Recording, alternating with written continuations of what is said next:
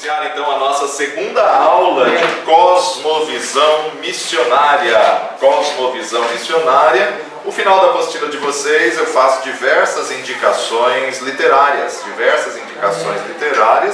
porque ela é uma somatização de todos esses livros. Mas um dos que eu mais indico é esse aqui, Cosmovisão Cristã e Transformação. Cosmovisão Cristã e Transformação, tá? Você tem que ler com crivo de análise, né?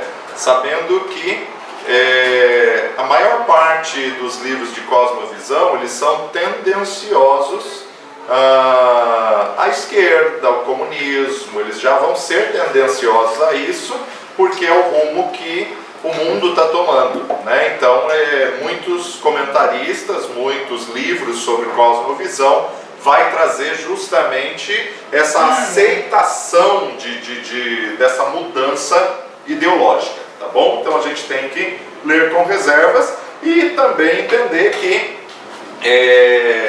a nível islâmico, por exemplo, né, há muitas pessoas aí já na política da boa vizinhança, numa aceitação ecumênica, numa aceitação a gente vai falar um pouquinho sobre isso no decorrer da matéria, que fala todos os credos religiosos têm uma divindade, e que na verdade a divindade é o mesmo, só que em cada credo religioso tomou um nome diferente, uma conotação diferente. Isso é um erro, tá? Isso aí é uma mentira. Alá não é Deus, nosso Deus não é Alá.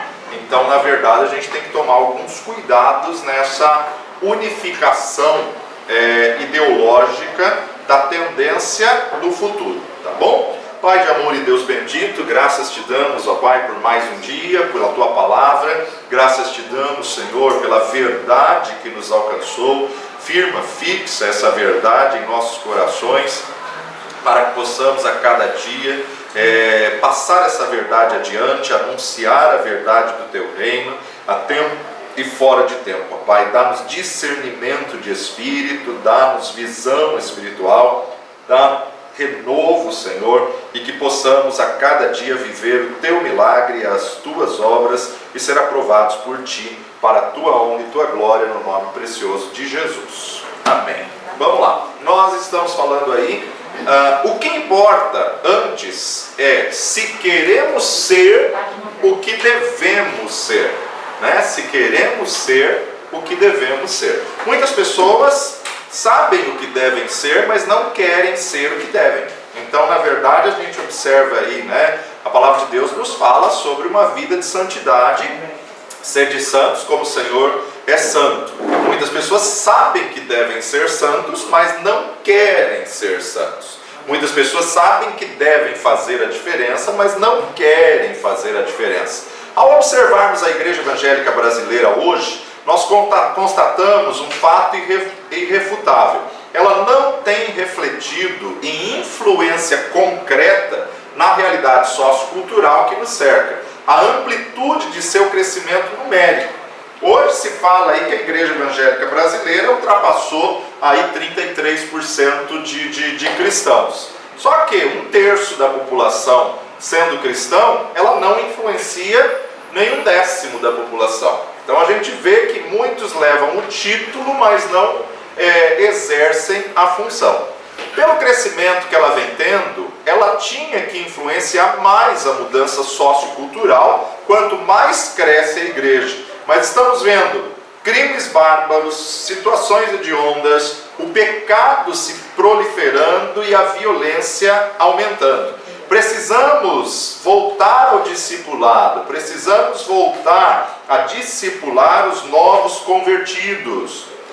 Porque conforme muitos observaram, algo de grande importância na sociedade brasileira atual é o crescimento do número de evangélicos. De acordo com o censo de 2000, do ano 2000, então o censo aí já está ultrapassado 21 anos, tá? Mas de acordo com o censo de 2000 do IBGE, a população evangélica cresceu 70,7% de 1991 para 2000, passando os 9,05%.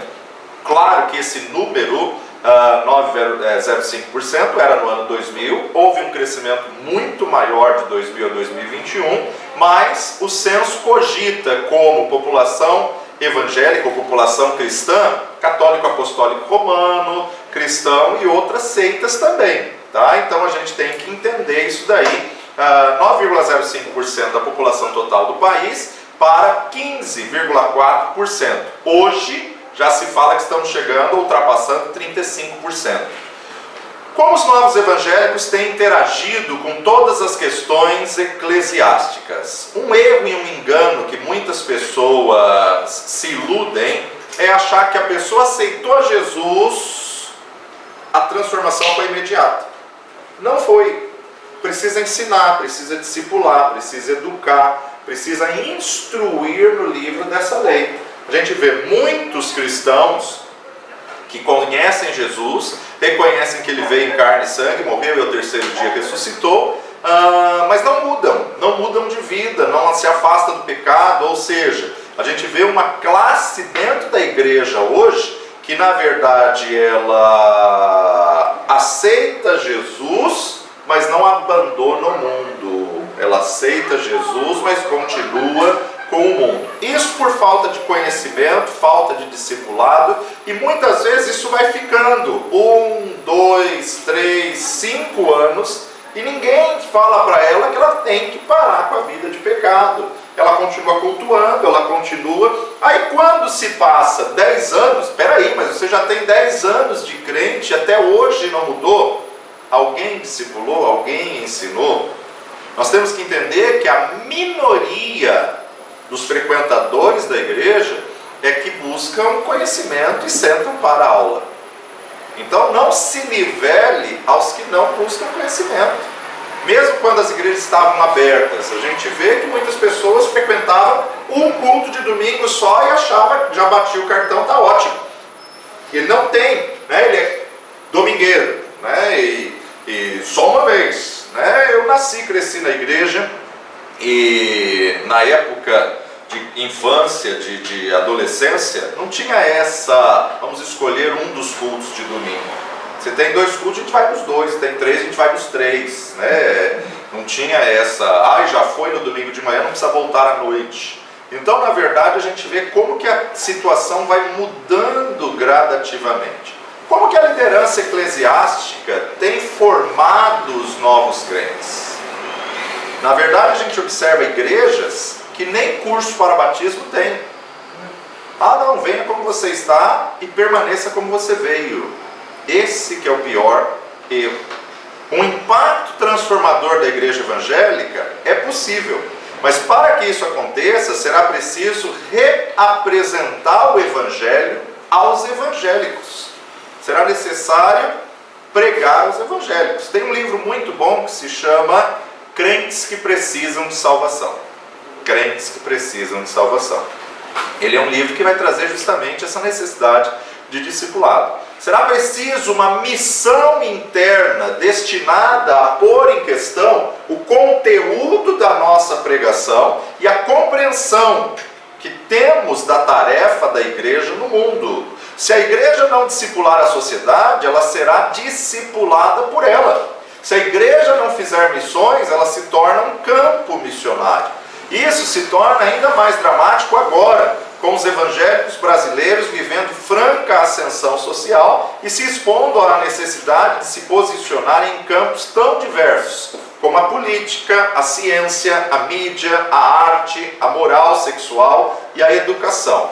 Então a gente vê pessoas que se dizem cristãs, pessoas que se dizem evangélicas, galgando posições na política, mas entra lá para ser mais um corrupto, porque ele não foi preparado para não se corromper com a corrupção. Ele não foi treinado para resistir até o fim e não se vender. Chegamos a esse ponto de influência cultural sem termos propostas maduras, mas não podemos tomar decisões sem adotar alguma proposta ou princípio de orientação.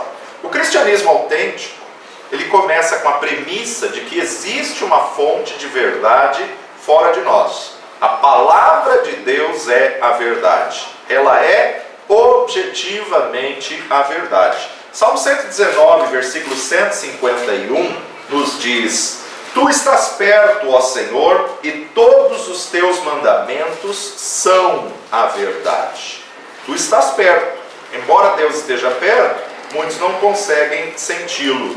Tu estás perto e todos os seus mandamentos, ou seja, a palavra de Deus é a verdade. João 17:17, santifica-os na verdade, a tua palavra é a verdade. Então, pode passar todas as coisas, mas a palavra de Deus subsiste para sempre e é a verdade que ultrapassa gerações e ultrapassa ideologias. Com tantas opiniões e tantas religiões no mundo, como que alguém pode afirmar que só existe uma verdade?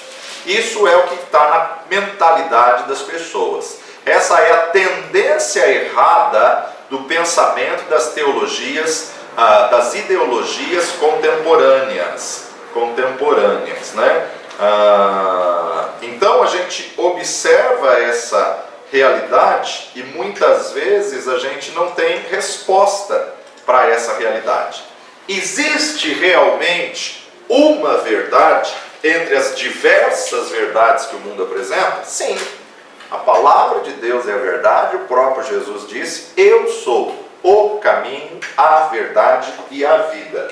O caminho, a verdade e a vida são tudo artigo singular definido. O único caminho, a única verdade e a única vida. Com tantas opiniões, então, as pessoas ficam perdidas. Mas, diante de tantas opções de pensamento e de crenças conflitantes entre si, em qual devemos acreditar? Aquela que vem da palavra de Deus. Todas são válidas? Claro que não. Deus existe como realidade? Sim. Se existe, podemos conhecê-lo verdadeiramente? As doutrinas cristãs ainda fazem sentido ou são relevantes no mundo em constante transformação de seus valores? Podemos realmente falar na existência de um Deus de amor quando o mal, em muitas de suas facetas, parece dominar o mundo? Porque as pessoas não conseguem entender que Deus nos deu o livre-arbítrio e muitos têm feito do livre-arbítrio uma escolha pelo mal. E não é Deus que propaga e prolifera o mal. Ele deu ao homem o direito de escolha. E ele respeita a escolha de cada um. Então muitas pessoas entram na neura, né? Se Deus é bom, por que coisas ruins acontecem com o mundo, acontecem com as pessoas? Porque o mundo escolheu isso, porque o mundo jaz do maligno.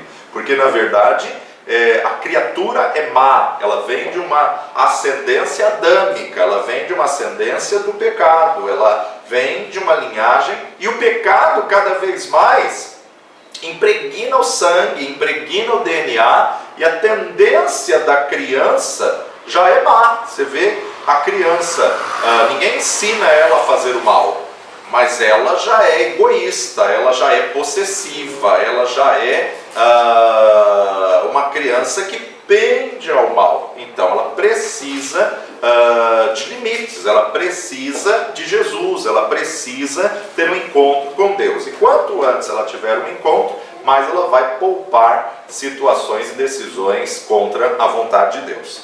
Precisamos resgatar 6 conceitos chaves que explicam a distinção do cristianismo.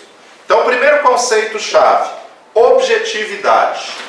O cristianismo, embora ele seja complexo, você vê que a mensagem do Evangelho é objetiva. Então, a objetividade é o primeiro conceito.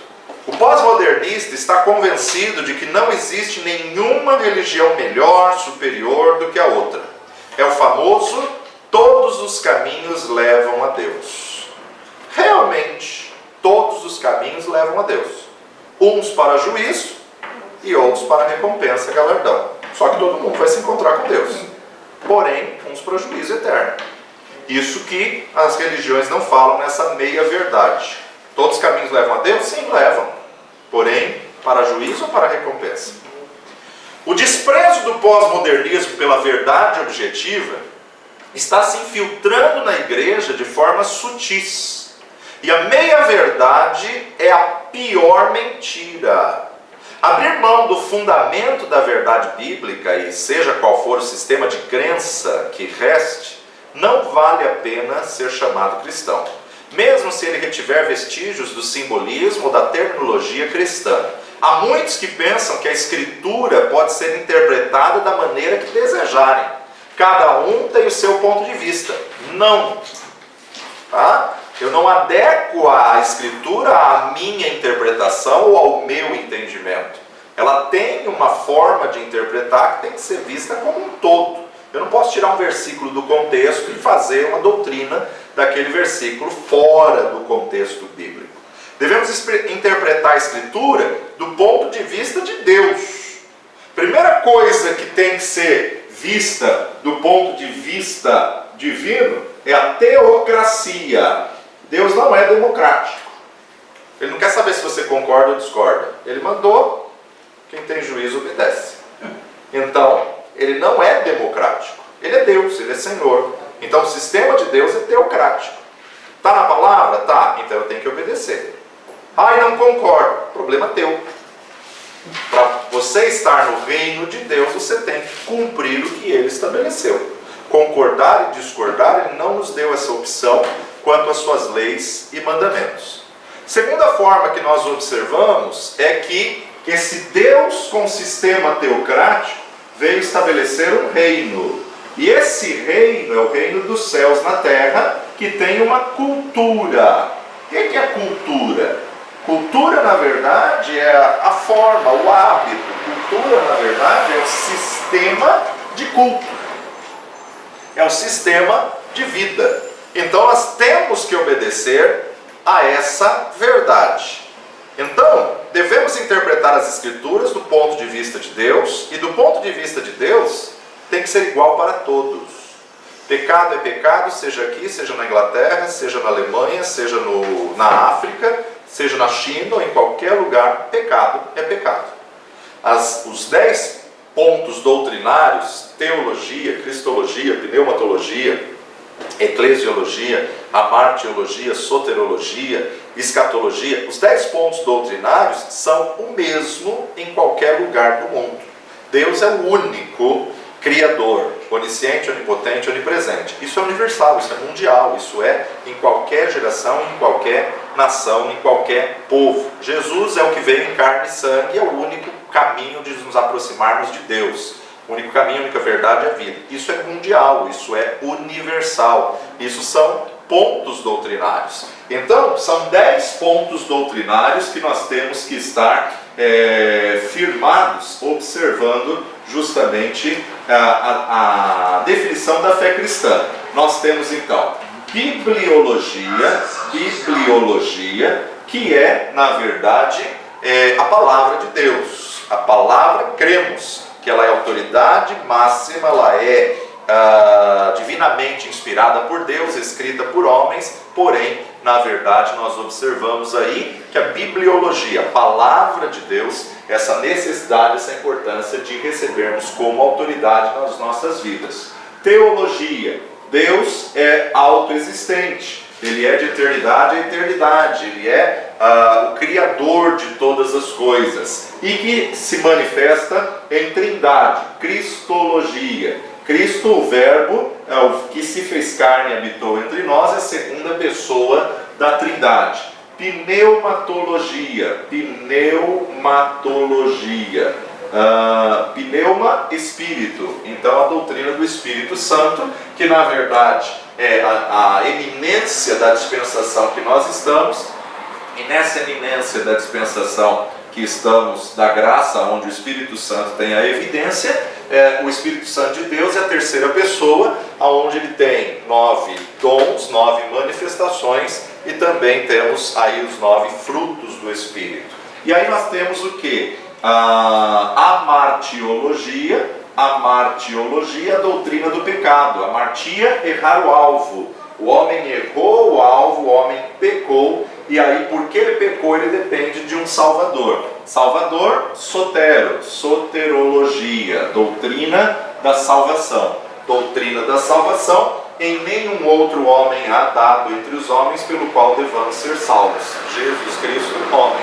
É por meio dele que nós vamos ser salvos. E Deus tem também os anjos, angeologia, é a doutrina que estuda os seres angelicais. Anjos são seres criados por Deus, que não aceitam, não recebem adoração, porque eles são conservos dos que hão de herdar a salvação. Estão aí justamente para trabalhar a favor daqueles que hão de herdar a salvação. Por isso que nós não cultuamos a anjos, por isso que nós não adoramos a anjos. Além disso, nós temos também a eclesiologia, que a igreja, a igreja é justamente a forma de Deus expandir o seu reino na terra, né? Ele estabeleceu a igreja e as portas do inferno não prevalecerão contra a igreja do Senhor Jesus Cristo. E temos também a questão da escatologia, que é o estudo do produto final. Escatologia é o estudo do fim dos tempos, né? O estudo das últimas coisas. 1, 2, 3, 4, 5, 6, 7, 8, 9, falta uma.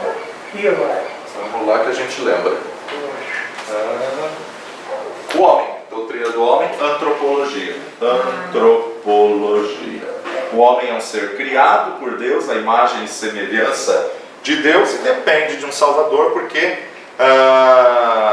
somos todos descendências de Adão, e como descendência de Adão, um pecou, todos pecaram, e destituídos estão da glória de Deus. Então esses são os 10 pontos doutrinários, o decálogo da fé cristã, o decálogo que é universal. Esses 10 pontos doutrinários que faz do segmento cristão ou não. Se um segmento que supostamente é religioso diz que Cristo é um espírito elevado, é uma energia, uma força, heresia, então, na verdade, é uma seita. Tem que confessar Jesus Cristo, homem que veio em carne e sangue, morreu e ao terceiro dia ressuscitou. Esse ponto doutrinário, esses 10 pontos aqui, quando você questiona qualquer segmento religioso, você consegue identificar qual é seita e qual é a igreja do Senhor Jesus Cristo. Porque nas outras coisas pode-se divergir, mas nesses 10 pontos doutrinários não. Se um grupo que se diz cristão diz que na soterologia Jesus não é o único caminho, Jesus é um dos caminhos, é seita. Por quê? Porque vai contra a Bíblia. A Bíblia diz: em nenhum outro nome há salvação dada entre os homens. Então não confessou isso, pode ter na razão social, igreja evangélica, mas se não aceita isso, não faz parte de Deus. É seita, é heresia. Então nós temos que ter esse posicionamento. Então aí isso é base, isso é fundamento, isso é a verdade, isso é a palavra. Isso vai definir a objetividade do credo religioso. Em segundo lugar, a racionalidade. A racionalidade. Deus nos fez um espírito que possui uma alma e que mora num corpo. Espírito, alma e corpo. Como um ser que tem alma, ele vai ser então intelecto, emoção e vontade. Intelecto é um ser pensante. Intelecto tem raciocínio. Então, não é uma fé cega. Nós acreditamos que a revelação objetiva das Escrituras é racional. E a Bíblia, ela faz sentido perfeitamente. Se algum trecho da Bíblia não está fazendo sentido para você, é porque você não entendeu ainda a interpretação dela num todo. Mas toda a Bíblia ela tem que fazer sentido. Não existe nenhuma passagem bíblica que é utopia, não foi provado, não acreditam. Não, toda a Bíblia já foi provada. Toda a Bíblia já foi colocada em xeque. Toda a Bíblia já foi colocada à prova, em laboratório, né? Então a Bíblia, ela não contém contradições. Se você vê alguém pregando uma contradição bíblica, é porque faltou alguma peça do quebra-cabeça que ele não conseguiu encaixar. Porque toda ela se completa. Ela não tem erros. Ela não tem princípios mal fundamentados. O que é fascinante da Bíblia é que ela foi escrita num período de 1600 anos, por 40 autores diferentes, que muitos deles não tiveram acesso ao que o outro escreveu, e ela se encaixa, se completa na totalidade. Isso é a divindade da revelação da palavra de Deus. Um estava no palácio, outro estava na prisão, um estava no deserto, outro estava na metrópole, e de repente o que um escreveu dentro do palácio e o outro escreveu no deserto, se encaixa como uma só mensagem. Essa é a divindade da palavra de Deus. Então a Bíblia, ela não tem contradições, ela não tem erros e ela não tem princípios mal fundamentados. Qualquer coisa que contradiga as escrituras da palavra de Deus é porque a pessoa não soube interpretar e é falso o que ela está dizendo. Como cristãos, nós sabemos que Deus não pode mentir. Tito capítulo 1, de 1 a 3, Paulo, servo de Deus e apóstolo de Jesus Cristo, segundo a fé dos eleitos de Deus e o conhecimento da verdade, que é segundo a piedade, em esperança da vida eterna, a qual Deus, que não pode mentir, prometeu antes dos tempos dos séculos, mas a seu tempo manifestou a sua palavra pela pregação que me foi confiada, segundo o mandamento de Deus, nosso Salvador. Paulo está escrevendo a Tito e Paulo traz um dos atributos de Deus. Ele é a verdade. Se ele é a verdade, ele não pode mentir. Ele não pode mentir e ele não pode enganar-se a si mesmo. Segundo Timóteo 2,13. Se formos infiéis, ele permanece fiel, não pode negar-se a si mesmo. Se ele não pode negar-se a si mesmo, então ele não se contradiz. Nosso Deus não é Deus de confusão. Então, nós temos que estar com a palavra dele impregnada na nossa vida. É por isso que a Bíblia ofende tanto as pessoas, né? Por isso que a Bíblia, muitas pessoas não querem. Por quê? Porque não querem se adequar ao padrão, não querem se alinhar aos princípios morais de Deus, né? 1 Coríntios capítulo 14, versículo 33, porque Deus não é Deus de confusão, senão de paz, como em todas as igrejas dos santos. Então a sua verdade é perfeitamente coerente.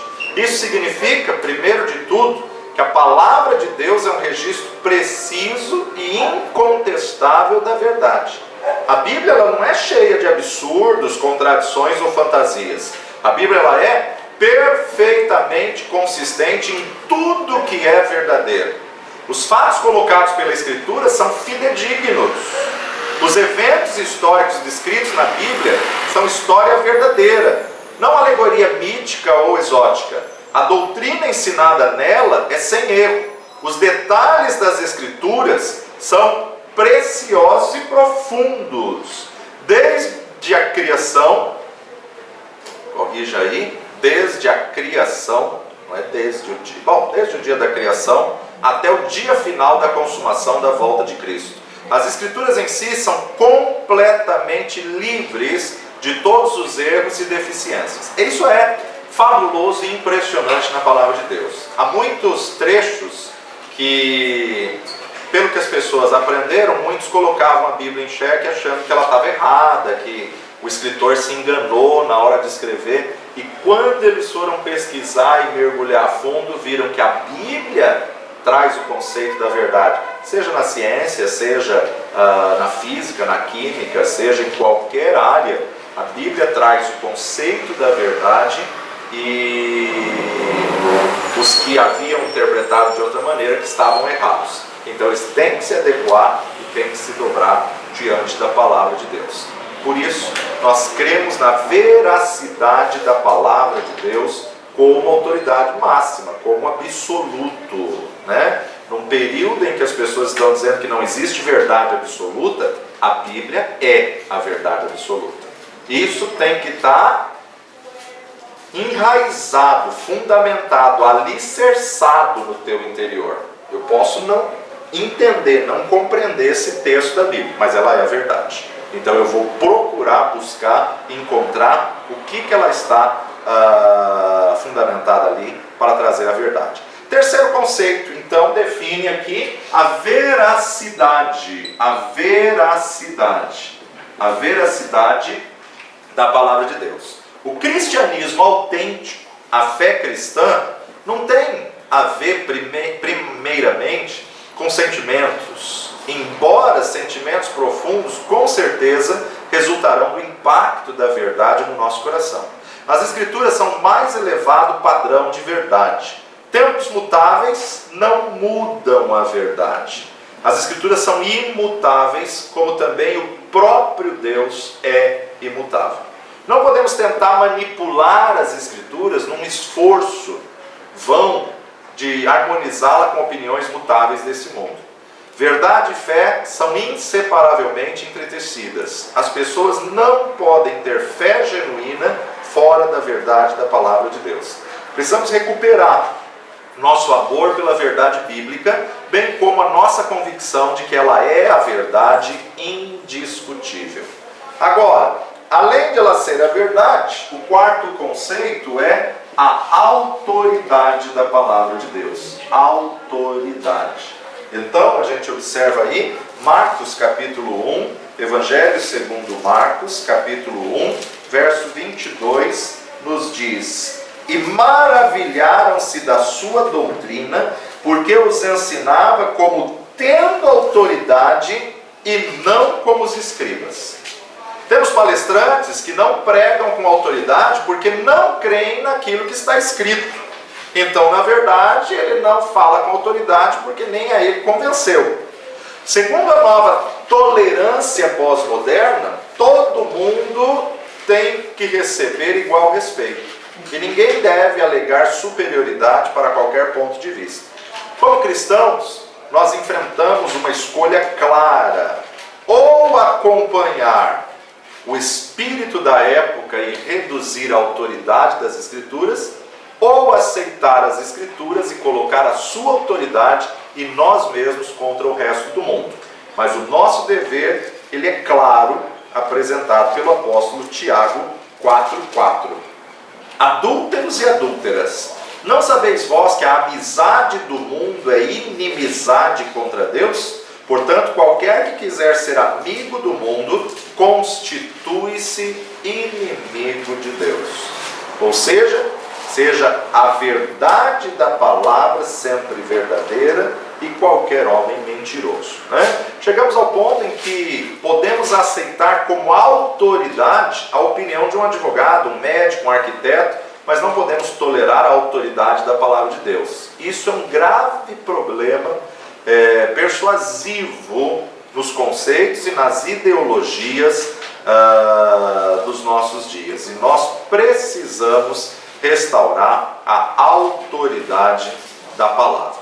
Agora, quinto, a incompatibilidade. O quinto conceito é a incompatibilidade. Ou seja, vai lá comigo, Isaías capítulo 8, verso 20, livro do profeta Isaías, que nós estaremos entrando, acho que nesse final de semana ou próximo, 8:20. A lei e ao testemunho, se eles não falarem segundo esta palavra, nunca verão a alva. Mentira alguma jamais procede da verdade. A palavra de Deus, ela é incompatível às verdades que estão sendo ditas nesse mundo. Ela é incompatível com o erro.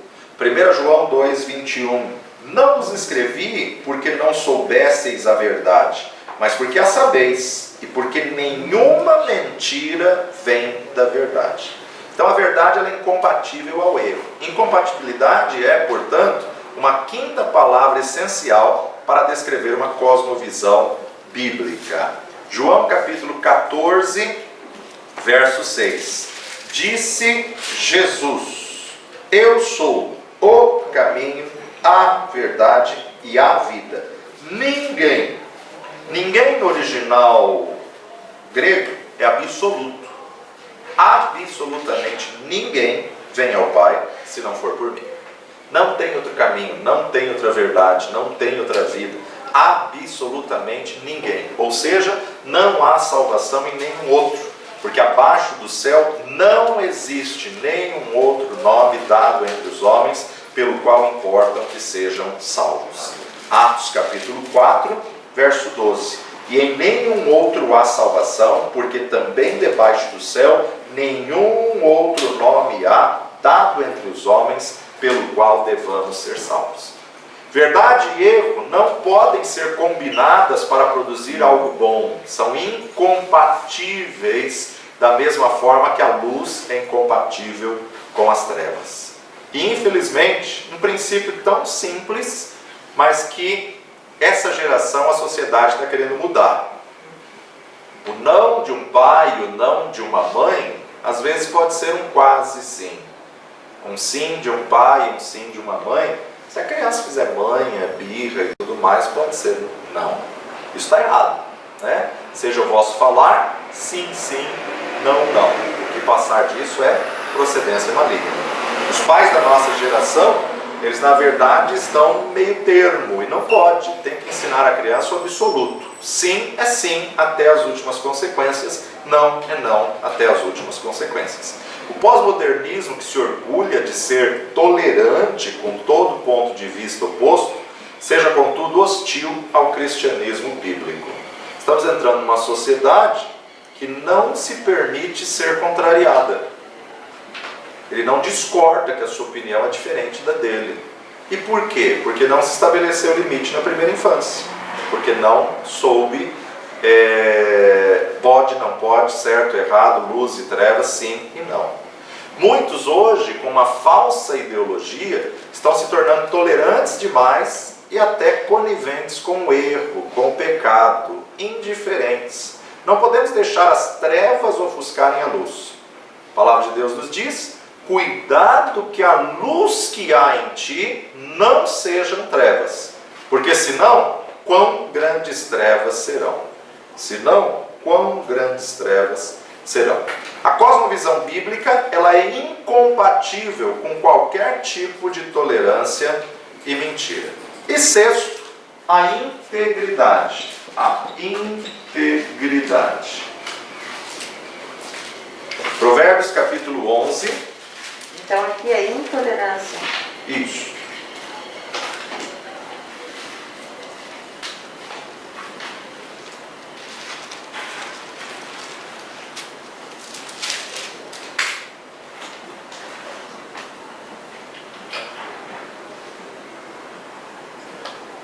Onze, 3. A sinceridade dos sinceros os encaminhará, mas a perversidade, as riquezas, no dia da ira, mas a justiça livra da morte. Flui naturalmente de todos os princípios precedentes uma integridade. Devemos reconhecer que a integridade é a virtude essencial e a hipocrisia é um vício terrível. Integridade é a qualidade bíblica, a qualificação bíblica essencial para todo o ministério. O amor pela verdade, a consistência em vivê-la na prática. Precisamos elevar o padrão de integridade bíblica em todos os níveis da igreja. Estes 6 são princípios simples para uma cosmovisão bíblica: objetividade, racionalidade, veracidade, autoridade, incompatibilidade e integridade. Cosmovisão bíblica é se levantar disposto a se posicionar contra as tendências dessa geração.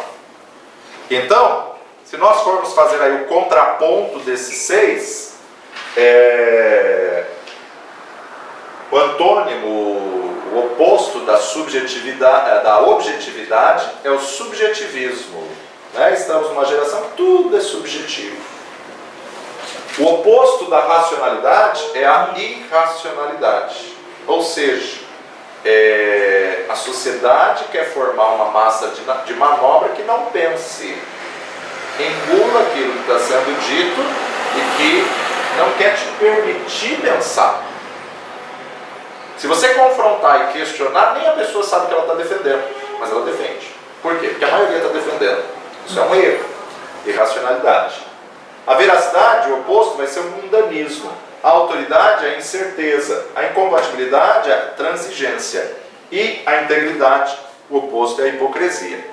Então, o subjetivismo, irracionalidade, mundanismo, incerteza, transigência e hipocrisia já tem se tornado o lugar comum entre as igrejas e organizações que no passado constituíam a corrente evangélica. A única cura é a rejeição consciente total dos valores pós-modernos e um retorno para esses 6 princípios distintivos do cristianismo bíblico. Nós devemos ser fiéis em guardar o tesouro da verdade que nos foi confiado. É o que Paulo vai instruir a Timóteo, segunda carta de Paulo a Timóteo, capítulo 1, verso 14. Guarda o bom depósito pelo Espírito que habita em vós.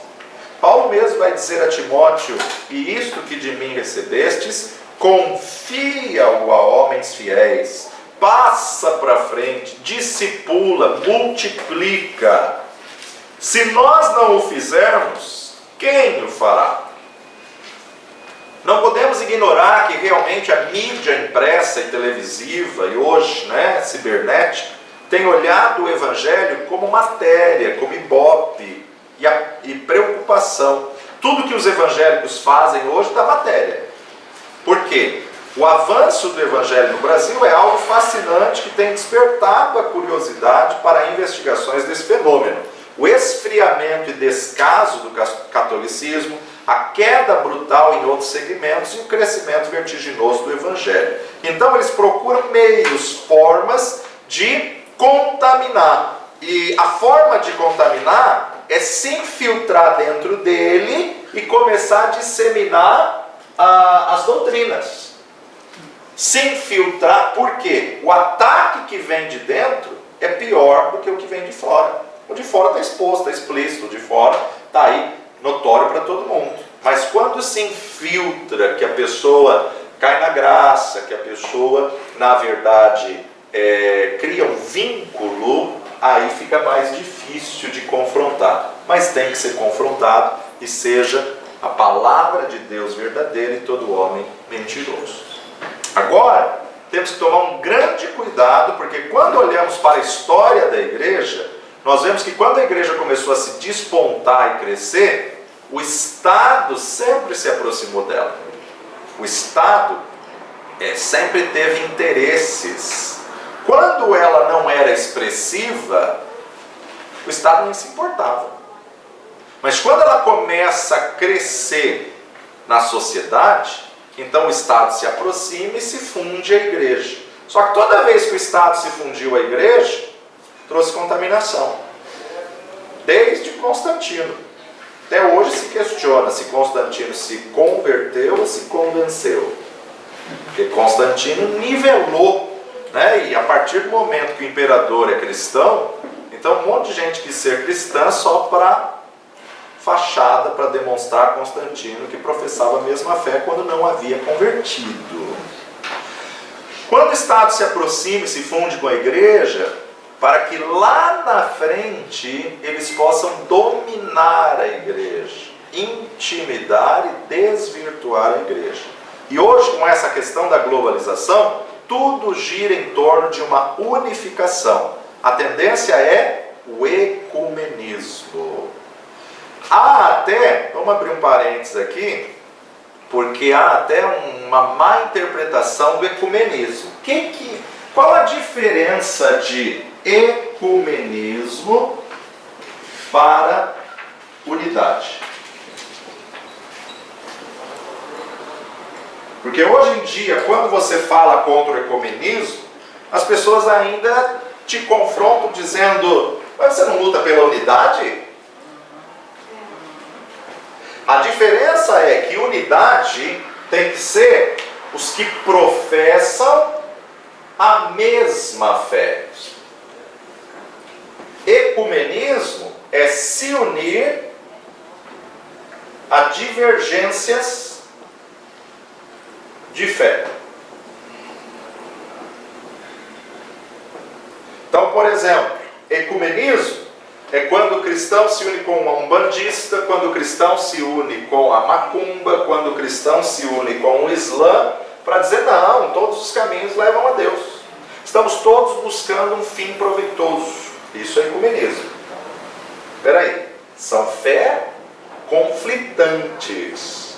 São fé que, na verdade, não define nosso ponto doutrinário. Muito pelo contrário, confronta o nosso ponto doutrinário.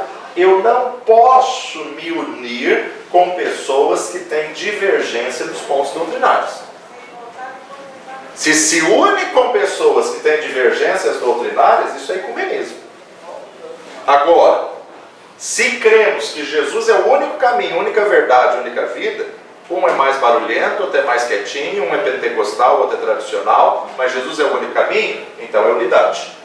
Nos unimos com o mesmo propósito. Formas de culto, rituais e liturgia, isso aí pode divergir.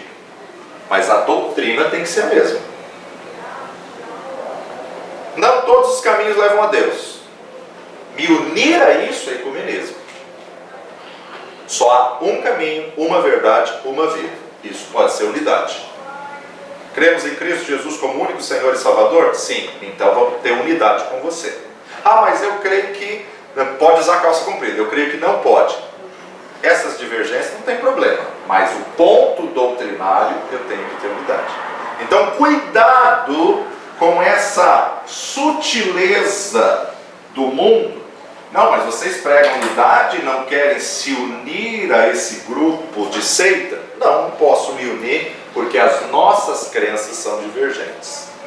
Se eu me unir a eles, isso é ecumenismo. Então, temos que tomar muito cuidado.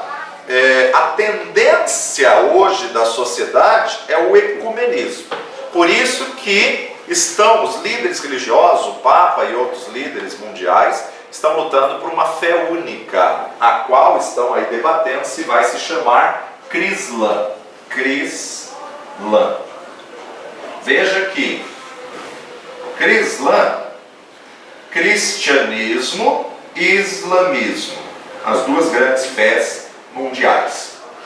Só que toda a propaganda do Crislã, ele mostra começou com o cristianismo e terminou com o islamismo. Porque o propósito deles não é ecumenismo. O propósito dele é islamizar os cristãos. Então nós temos que tomar muito cuidado. A tendência do ecumenismo é dizer, devemos chegar a um equilíbrio, não podemos rejeitar de todo. Porque está tendo uma abertura para a questão do evangelho, oportunidades, e através disso podemos alcançar alguns. É fato, só que não podemos nos compactuar com o ecumenismo. Temos que ter equilíbrio, temos que respeitar, mas não concordar. Aproveitar as oportunidades que todos os segmentos estão dando, inclusive a Igreja Católica. O problema disso tudo é baratear o evangelho e contaminar as crenças, levando a nossa geração à conclusão que todos os caminhos levam aos céus, ou que só a fé em Jesus não é suficiente para ser salvo. No pluralismo contemporâneo, tende a tolerância, pensando que seria um tremendo fora cultural declarar que o cristianismo é a única verdade, que todas as outras crenças estão erradas. Olha a sutileza do diabo. Aos poucos querendo infiltrar, dizer, não, mas aquele grupo também é bom. Olha quantas boas obras eles fazem. Tem muitos segmentos que fazem muito mais obras do que o cristão. Muitos. Por quê? Porque o propósito e a motivação deles está errada. É alcançar a salvação através das boas obras. Pelas boas obras eu vou alcançar a salvação. Peraí, isso é uma mentira que vai contra a verdade da palavra de Deus. Porque senão, o rico, aquele que tem condições de fazer mais obras, teria mais condição de ser salvo do que o pobre. Isso é um tremendo engano. Então obra não salva. Esse debate que já vem desde os tempos bíblicos. Ah, se não salva, então não preciso fazer? Não. Qual a diferença? Não fazemos obras para ser salvos. Porque somos salvos, fazemos obras. Você tem fé? Então mostra-me suas obras. Agora, as obras não salvam. Então, essa sutileza, muitas vezes, leva a uma distorção. O maior medo que o evangélico tem hoje é de ser visto como posicionado em desarmonia com o mundo. Só que isso não pode ser medo. Cada vez mais nós vamos estar em desarmonia com o mundo, sim, vamos estar em desarmonia com a sociedade. Cada vez mais vamos ser confrontados com, mas todo mundo faz. Nós não somos todo mundo, nós somos separados do mundo. Então, as pessoas querem fazer a sociedade aceitar, tolerar, mas não veem que estão levando as pessoas a rejeitar a Bíblia, que nos ensina que a porta, o caminho para os céus é estreito. Precisamos recuperar a ousadia, a coragem, a intrepidez apostólica, que só vem quando a igreja está cheia do Espírito Santo. A igreja primitiva pregou a Cristo crucificado, sabendo que a mensagem era uma pedra de tropeço para os judeus religiosos e loucura para os gregos filosóficos. 1 Coríntios 1, 23. 1 Coríntios 1, 23. Mas nós pregamos a Cristo crucificado, que é escândalo para os judeus e loucura para os gregos. Então precisamos lembrar que pecadores não são ganhos através de relações públicas bem engendradas, mas são ganhos através do Evangelho. A ousadia profética de Elias, de confrontar Acabe e Jezabel, a ousadia profética de João Batista, de confrontar Herodias, confrontar o pecado, resgatar a essência da palavra. Precisamos resgatar a essência do Evangelho. O que é Evangelho? É o poder de Deus para mudar o mundo, é o poder de Deus para salvação. Então, o ponto central do sermão de Jesus foi declarar que a estrada para a destruição é larga e bem viajada, enquanto que a estrada da vida ela é tão estreita que poucos a encontram. Mateus capítulo 7, verso 14. E porque estreita é a porta e apertado o caminho que leva à vida, e poucos há que a encontrem. Poucos há que a encontrem. A nossa obrigação como embaixadores de Deus é justamente apontar a estrada tão estreita. Quer seguir a Cristo? Tem que renunciar a isso, tem que abrir mão disso, tem que ser rejeitado pela sociedade, quando na verdade você vai a favor da palavra de Deus. Cristo é Ele mesmo o único caminho para Deus, e obscurecer o fato é, na realidade, negar Cristo e desacreditar o Evangelho em si. Por que o Evangelho não causa impacto, transformação e mudança, convicção irremovível e credibilidade, como causava nos tempos bíblicos? O que dizer quando a igreja foi implantada a convicção a ponto de morrer pelo Evangelho, morrer por uma causa, defender o que crê, defender a fé, custe o que custar? E a reforma da igreja então? O protestantismo. Muitas mensagens se tornaram vulgar. Muitos ouvem, mas não escutam o que verdadeiramente a mensagem quer dizer. Porque ficou fácil, livre acesso.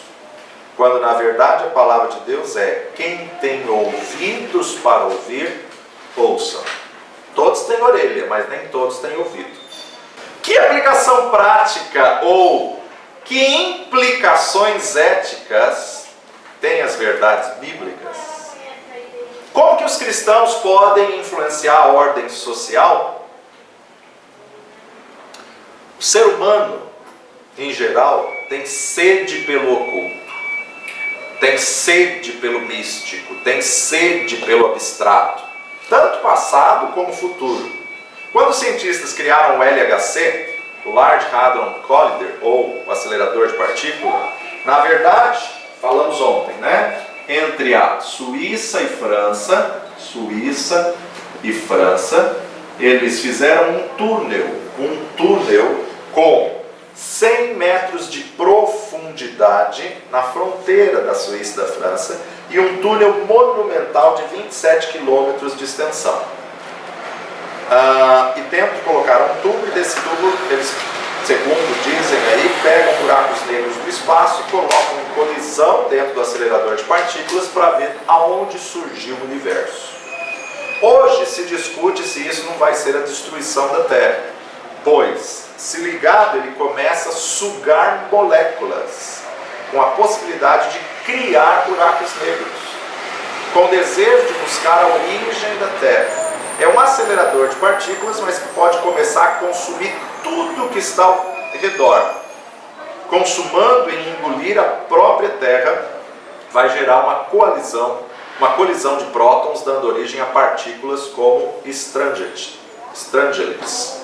Eu estive lá na Suíça e fui até a entrada desse acelerador de partículas. Eu ia fazer uma entrevista com o pastor,